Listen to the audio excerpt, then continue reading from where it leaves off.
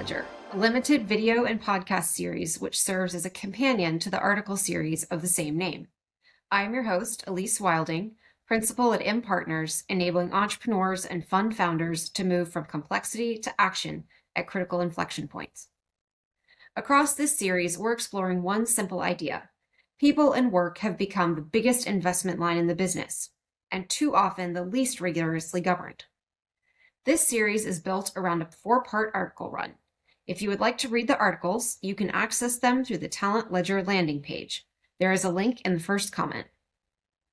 We started our series with what's really happening beneath the noise about hybrid work, a trust recession, a skills mismatch, and the AI repricing of work.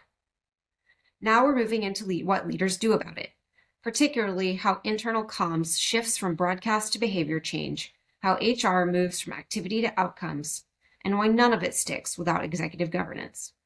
Each episode is meant to stand alone, or you can binge them in just a couple of hours. On this episode, we take the ledger into HR. The workforce is no longer just employees. It's a portfolio that includes contractors, consultants, outsourced services, and automation and AI agents. That breaks the traditional HR model built around programs and partnering. Today, we'll unpack a new operating system that includes total cost of work visibility, workforce portfolio governance, return on talent, and dynamic capability enablement. For this conversation, I'm joined by Malcolm O'Neill, Chief Human Resource Officer at the architectural firm Moore Group, and Peter Lyle, co-founder at Ascent Advisory Services, who works with leadership teams on strategy, value creation, and results. All right, Peter and Malcolm, let's dive in. When we talk about managing people, how is that different than managing the workforce? I'll definitely, I think we're both probably putting our thinking caps on here, but I think it's oftentimes too, so much of our toolkit, and I'll speak maybe from the HR lens, so much of our toolkit when we think about managing people is built for the employee base. And it was built for the employee base where they had long tenures. And so when we think about trying to, like our toolkit that we use to drive performance, drive opportunity, and unlock value, it's mismatched when we think about short tenure, lots of volume turnover, mismatched when we think about, contractors, BPOs, shared services, AI agents, and it's not holistically. And we'll kind of unpack that further in terms of even how the whole HR structure is organized is a mismatch at times. The idea of employees and nothing else has gone. We have so many different types of individuals who work for an organization now. And it has all sorts of complications in terms of remuneration or loyalty or commitment, or even the use of the word we. What does that mean? So for people to be using traditional means of managing, quote unquote, their people is tricky because so many of their people are not their people. In fact, they're not even people at all. So an evolution is required to play catch up, frankly, with the situation has now got ahead of the reality that management of people isn't the same as managing the people. And we have some ideas about this, but it's overdue that people take a much more microscopic view of actually the contributions made by the broadest types of personnel that are part of their empire. And it's tricky because it changes all the time. Let's pull that thread that you talked about. I know over the course of your career, you've done a lot of work around what does an HR center of excellence at the center of an organization do versus what does the business partner sitting out in a business unit do? How is that model evolving as we think about the new age of work that we're in? And how does that model fail from an ownership perspective, a governance perspective? How do you see it evolving? Yeah, you think about kind of maybe the failure mode first. I mean, it's not producing at the right level yet. I mean, that's the friction, we talked about in a prior episode that's there. But the overall one, it really comes down to governance. Who owns, who looks, who sees it, forest for the trees, or who's coming up 30,000 feet to see the system in action? Because the way COEs are designed by their nature, centers of excellence for a specific programmatic or functional area within the function, whether it's compensation and benefits, employee belonging, or, total rewards, or talent acquisition, or employee relations that we talked about in the first session. And then you move over to the business partners where they partner locally. And so, but in both of those cases, if you actually took just a pulse survey of most HR organizations, whether they're in the COE or whether they're in the HR business partner role, ask them who their customer is. It's always the employees. And as Peter alluded, the employee population of what makes up the ecosystem of your workforce, it's getting bigger and bigger and bigger of non-core employees. But yet the tool that's there to help provide functional guidance and great decision support and unlock the value is designed for something it's mismatched again. And so it's really then getting down to the fact that when you think about the classic architecture of a COE and an HRBP is that the system's failing because everyone just owns a piece of it. And perhaps what no one's able to do is look at it from a system standpoint. We're doing this so that. What is the outcome the business is looking to achieve? And then reverse engineering what we're using and what we're driving and what program or what partnership we need. But sometimes too, we've gotten lost in perhaps functional excellence versus really just getting it down to a very simple equation. We're implementing, we're driving, we're improving X so that what? So that what goes up, what goes down, what increases, what yield are we trying to change? And I think that's a big breakthrough because very few, whether you're a business partner, whether you're a COE, again, pulse them again. I don't think they would use the phrase so that too often in how they would describe how they support the business. Yeah, I think Malcolm makes a good point. And what is interesting is that sometimes the scrutiny that is given to non-employees who are doing what might be described as employee work is far more rigorous than the scrutiny given to the employees themselves. And we know this as consultants, that we're brought in to do a job, probably on a temporary basis, probably with selected objectives and desired outcomes. And then there's a rigorous debrief, and it happened or it didn't happen, or it was shades of grey in the middle. And we're going, well, hang on a sec, are you going to apply that degree of analysis to the colleagues that were working on this project from your organization? And the answer is probably not. So if you're going to have multiple workers, for want of a better word, engaged by an organization, then you need to have a similar degree of fairness in terms of how you map them, analyze them, scrutinize them, test them, and so on. You may invest different amounts in them, of course, but actually some degree of judgment has got to be fair, and that's not easy to do. But again, we're pretty damn sure that what is being done at the moment is no longer applicable. Yeah, I think if we take this one step further, we're getting towards this idea of total cost of work, not just what shows up on the payroll line that HR is typically managing. What does that total cost of work mean in practical terms? Malcolm, maybe you kick off on that one. Yeah, definitely. I'll definitely start. I mean, I think, if we shorten it up and call it TCAL, total cost of work, it's really about what it costs to get all the way to produce the outcomes, not just the employee piece of like, what's my payroll component? So, payroll shows what you pay your people, specifically employees, but, total cost of work, or TCAL, shows what it actually costs to get the work done. And so it starts to bring in this more fulsome view of the full cost of the workforce ownership, your contingents, your consultants, your overtime, your churn, your rework, the coordination drag, and now even your AI agents that, in many cases, we would say, well, that's not under my remit to capture. That's not in our payroll system. That sits in someone's departmental budget. But all of those unlocks where we're adding this capability and offsetting here, it is part of the total cost of work. And the total cost of work is really the full economics. And that's what I think is the big, aha moment is it used to be easy to think about what's the cost of work? Well, what's my employee cost? And it used to be fully burdened. That was a good answer. And now it's like, okay, it's not just the fully burdened employee, it's the fully burdened employee plus everything else that's actually getting the work done. All workers, as Peter said. And I don't think this is a sort of cliff edge moment where we've suddenly realized, oh my goodness, TCAL is a good thing, and that all organizations have suddenly realized that there are different types of work contributors. And many organizations, and we're familiar with them, engage freelancers all the time, for example. Part-time workers, interim workers, so it's not as if the concept of managing different types of people is new. I think what we're saying here is that the method by which there's an assessment of the value and the contribution of these people and the different roles that they play and the different backgrounds that they come from is not up to date.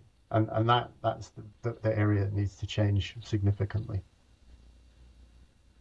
In order to manage that change, obviously we as management teams like dashboards, metrics, scorecards. Peter, if you were going to design one of these scorecards to manage the workforce more effectively, what kinds of things would you put on it? Well, the idea that you bring in somebody who can, quote unquote, hit the ground running is so desirable, whether it's true or not. I actually have a colleague that I study with who is doing his doctoral thesis on family businesses in Germany, and they make up a significant percentage of all businesses in Germany. And there, it might take a generation for somebody to become fully productive. They've been part of the business as a young person, maybe as a child, and their grandfather or their great grandfather started it or whatever. So you could say, what is their time to productivity? And I think that is a measure that you would want to have. That it really matters, and it's much more important than how long it took to hire or to fill a vacancy. At what point is this person making a contribution that we consider sufficient? And I have to confess that I was on a factory tour earlier this week.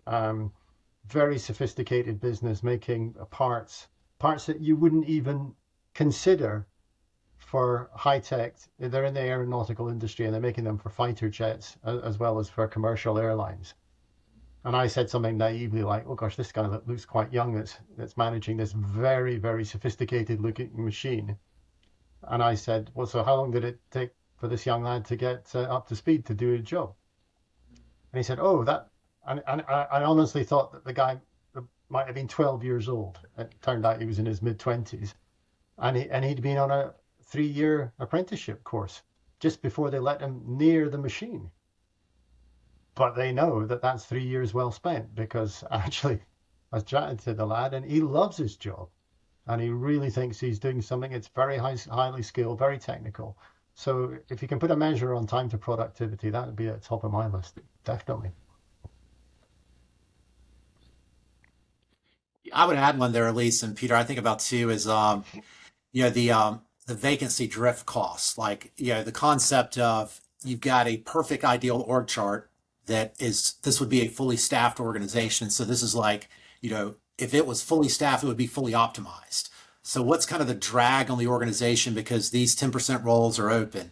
These 15% roles have a new hire who's only there for 90 days, so they're not fully operational, and really understanding the maximum efficiency of how the organization's performing, almost like you could almost see it like a barometer from like 0 to 100 to say, even though we're fully staffed, we're only at 85% of our capability if we were all at ideal performance. And I think it's that concept of saying, and so as we go up that piece, what should we see happen in our other metrics and everything? And I think that's something too that, when we think about, perhaps an even better metric to start to talk about is that return on talent, which starts to quantify that. And I think that's what gets really exciting is that a lot of times too, we think that the gold standard is the engagement metric. Well, the engagement metric just becomes an input. And so we start to reverse engineer it to say, well, what would it look like if the gold standard of what we want to talk about is return on talent? Because you don't win by measuring just how people feel. You win by measuring what the workforce delivers. And that return on talent starts to take about performance outcomes, not just the vibe of what it felt like when they were having the outcomes. And so then you start to really drill, double click once you get underneath that top level metric and you start to talk about your productivity, your throughput, your quality, your error rates, your delivery, your speed, retention in those critical roles, the risk reduction perhaps in compliance or safety where you've, from an enterprise level, or just simple margin impact. These actions or this led to this margin impact, good or bad. And being able to quantify that is really, I think, more impactful than just the engagement score by itself. I mean, that return on talent set of metrics is really the line of sight for the workforce investment that you've been making to get to those business outcomes. Well, I like the return on talent concept because we're all very familiar with, your return on your investment. You've got to make an investment in order to get a goodness out. I think there's a lot, there can be stigma around, well, why do we need to pay for this special recognition lunch? Why do we need to pay for ongoing training or invest as much as we do in ongoing training? When you think of it as a return on that talent, then you're willing to make those investments because you're going to get it out. Maybe it's not immediately, it doesn't hit the P&L immediately, but over the course of the next months, years, you will see that return for those investments in the workforce. And one of those having the conviction to tie the two together, right? Right. Sorry, Malcolm. One of those investments that I think more time and effort could be invested in is onboarding, induction. It can be, I've seen it done really well, where a considerable amount of time and effort is spent bringing the new candidate on board, getting them a real sense of understanding what the organization's all about. I mean, they might have had one or two interviews and read a couple of chats here and there about, and are they really familiar with what they're letting themselves in for? Probably not. And where it works best is that time and effort is spent on it. That this is a valuable new member of the team, regardless of their employment status. And let's reduce that time to productivity by increasing the amount of time and effort that's spent on bringing them up to speed. Rather than just saying, there's your desk, there's your laptop, get on with it. I think we could all try a lot harder on that space. And Peter, I'm going to tie what you just spoke into is, perhaps some of the breakdown between that COE and HR business partner question that we started with, Elise, is like what Peter articulated. What the business cares about is the effectiveness of that new investment and that onboarding return. You've got a recruiting COE that owns them up until this point, falls into the fence of an onboarding team, probably an HR operations team, and then they go over into an HR business partner. Who's owning the full life cycle there? It's handoff to handoff to handoff. And it starts to make you wonder, what about if a different part of the organization owned the first 100 days? What about the accountability of what Peter was talking about, if someone owns the success of the first 100 days of that new investment? And then it goes into the normal attrition cycle. So you really start to think about two types of attrition. Your early leaver attrition of where you have fallout in that first 100 days because you either made a bad hiring decision, you had a bad onboarding, or something broke in the process. And you want to get better at that. And then thinking about the broader attrition factor of what happens, post onboarding, post when you're at full capacity and you're fully operational in the model. And it could be whether the right answer is going to be unique to each business. It could be a 30-day ramp, or it could be a 3-month ramp, perhaps, and everything. So. Well, maybe, Malcolm, the fact that the new employee, and we'll talk specifically about an employee, is often on 3 months probation. Right. Likewise, the business should be on 3 months probation. Right. Have you managed yourselves properly to enable me to do a good job? Is it worth my while staying here, frankly? Right. Because I haven't learned a whole lot about the business in the last 3 months because no one's told me. I think it's a two-way street. Of course it is. Well, great discussion. This is definitely a new operating model for HR and how to think about fully managing the workforce. So with that is this episode of The Talent Ledger, shifting HR from activity to outcomes with a workforce operating system, total cost of work visibility, portfolio governance, return on talent, and dynamic capability enablement.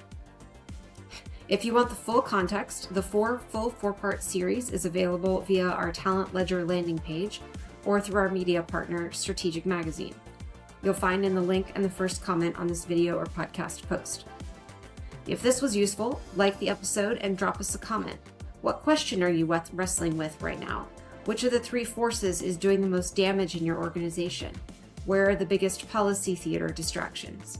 We read your comments and we'll use them to shape what we cover next.